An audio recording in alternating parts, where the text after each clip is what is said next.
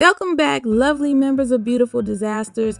Welcome to our latest video. A huge shout out to all our fresh and returning members. If you haven't subscribed yet, be sure to do so to show your support and unlock even more fantastic content. Happily remember to hit the notification bell for all the latest updates. Now let's delve into Bridgerton Season 3, Episode 2, How Bright the Moon. The London season is off to an electrifying start, and in Bridgerton Season 3, Episode 2, How Bright the Moon, the real excitement begins. Will Francesca discover love or a suitable match? Will Benedict find his true calling? And what's the story behind Eloise's confound friendship? But perhaps the most intriguing question of all is whether Colin and Penelope can truly resist developing feelings while he gives her charm lessons. Get ready for a thrilling episode filled with romance, self-discovery, and unexpected connections. Let's just have to be patient a little while longer for the answers to those questions.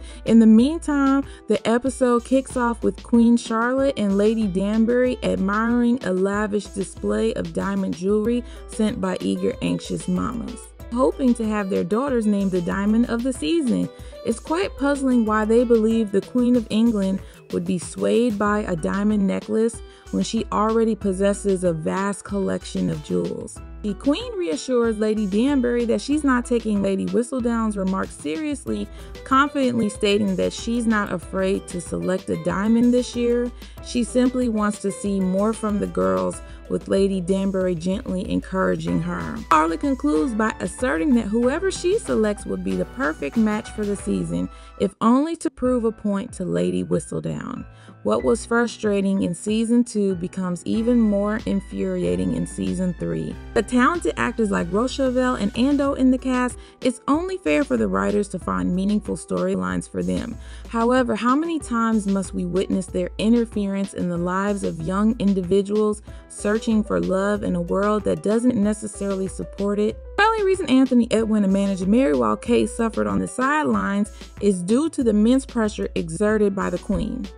At the turn of this storyline in the current season is even more exasperating when considering Queen Charlotte Bridgerton's story. In that tale, audiences witnessed Lady Danbury being forcefully wedded to a man she had no affection for, and Charlotte herself marrying King George, a man who loved her so deeply that he endured unimaginable hardships for her happiness. Now, given these circumstances, it's perplexing why they consistently conspire to ensure that the diamond marries for advantage rather than love, if anything being chosen as the Queen's diamond is beginning to feel like a curse rather than a blessing. Now, speaking of blessings that might turn into a curse, the Mondridge family embarks on a tour of their new home.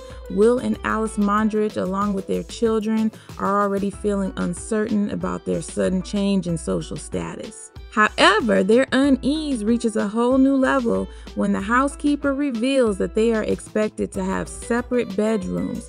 This revelation leaves them feeling lonely and miserable amidst their luxurious surroundings. While Penelope is still reveling in her new wardrobe and planning to showcase it on Rotten Row, her mother Portia is consumed with worry over the Featherington estate being passed on to someone else. The news of the Mondridge's elevation only adds to her anxiety.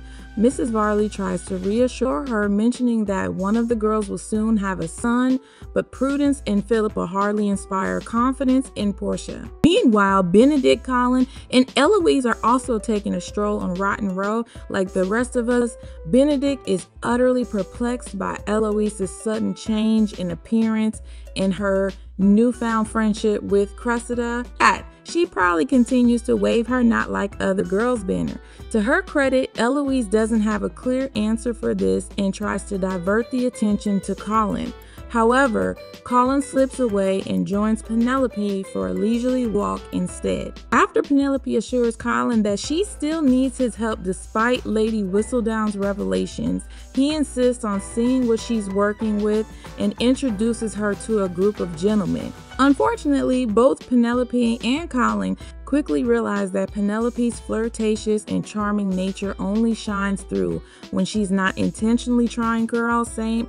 Lady Danbury pays a visit to Violet for tea with the intention of discussing potential suitors in town who might catch Francesca's interest. It seems that Violet's promise not to interfere in her children's love lives has gone out the window. Francesca sits there listening to the conversation, wearing the same expression I do when my relatives suggest I give a chance to someone who is much older and smaller than me. Diane Danbury also mentions that the Queen is still searching for this season's diamond, which excites Violet despite the fact that last year's diamond caused so much unhappiness for her eldest child. However, Francesca doesn't seem interested in this prospect at all. Meanwhile, back at the Featheringtons' residence, Prudence and Philippa are busy making preparations to become the new lady of the house.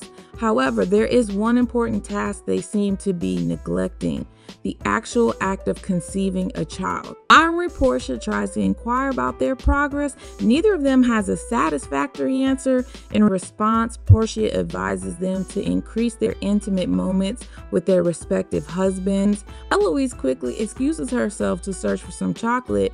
One of the young ladies inquires if anyone has any juicy gossip, and Cressida also excuses herself, which is commendable, I suppose.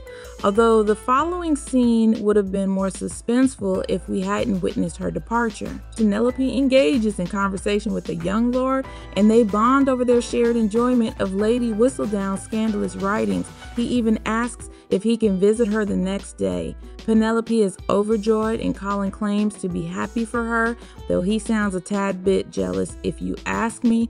However, happiness is short-lived when she overhears people whispering about her, specifically about how Colin is assisting her this season. Because Penelope's plan is met with scorn from the ton, while Colin is praised for it, Penelope becomes overwhelmed and leaves, holding back tears. Eloise attempts to follow her, but Colin stops her and confesses that he told Cressida about their scheme. Curious about what Penelope could have done to Eloise, Colin chases after her instead of waiting for an answer. Fortunately, not everyone had a terrible night. Otto is encouraged by Benedict's belief that the rules don't always apply to married couples, and he and Alice are able to share a bedroom again.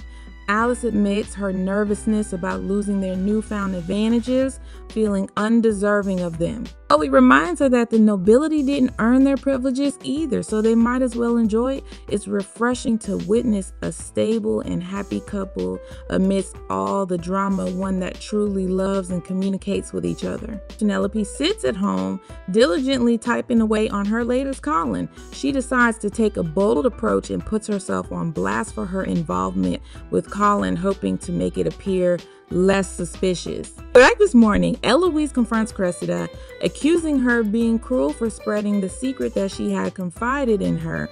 Cressida defends herself, claiming that she never uttered a word, but rather Eloise's loudness allowed the other young ladies to overhear their conversation. Cressida suggests that Eloise should reconsider labeling others as cruel, especially since she can't seem to make up her mind about gossiping about Penelope. It's unfortunate that Cressida was the one to deliver the message, but someone needed to make Eloise realize how inconsistent she's been. So, the pain of losing a friendship can be just as agonizing as a romantic breakup. Despite Eloise's intelligence and understanding of society, she has yet to pause and contemplate why Penelope took the action she did last season. Allie, with any luck, Penelope's self-deprecating words this time around will prompt Eloise to truly reflect on the situation. And when it comes to Penelope, Portia discovers her sulking in her chamber and is absolutely shocked to discover that the rumors reported by Whistledown are indeed true. Meanwhile, Violet is attempting to persuade Francesca to marry someone who possesses both love and a sufficiently high social status. In contrast, Portia scolds her daughter for not being more realistic about her chances. In other words, she believes that Penelope is incapable of finding a husband during her third year out in society. This viewpoint might have made more sense if Penelope were 28 years old, as she was in the book, rather than just 20. However, Portia seems oblivious to the fact that Penelope's extravagant wardrobe in her previous 2 seasons may have done more harm than good. In her own unique way, she tries to console Penelope by assuring her that being unmarried isn't so terrible, conveniently forgetting that an unmarried widow has far more freedom in society than an unmarried spinster. Penelope remains in her spot for the entire day, not budging until Colin pays her a surprise visit. Late at night, they venture out to the garden to have a conversation. Colin expresses his apologies for the hurtful words spoken by Whistledown, but Penelope dismisses it, reasoning that it would have been odd if Whistledown had said nothing at all. However, her statement itself raises suspicion. Penelope scalds herself for her previous actions, and Colin shows understanding, prompting her to take a chance.